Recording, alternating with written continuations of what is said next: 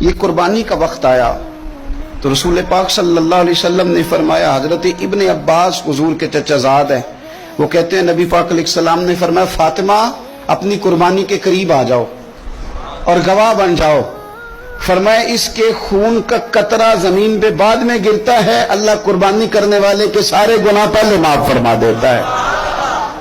حضرت فاطمہ کی شان اقدس پر بھی ہماری مائیں قربان، ہماری بیٹیاں قربان، کیا انداز ہے سیدہ کا، فوراً پوچھتی ہیں، فوراً امت کا بھلا کرتی، کہتی یا رسول اللہ صلی اللہ علیہ وسلم یہ صرف اہل بیت کے لیے ہے، یہ سارے مسلمانوں کے لیے؟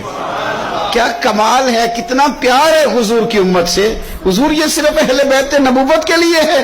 نبی پاک نے فرمایا نہیں فاطمہ یہ ساری امت کے لیے فضیلت ہے، کہ قربانی کرنے والے کے جانور کا خون کا قطرہ بعد میں زمین پہ گرتا ہے، اللہ سارے گناہوں کو پہلے معاف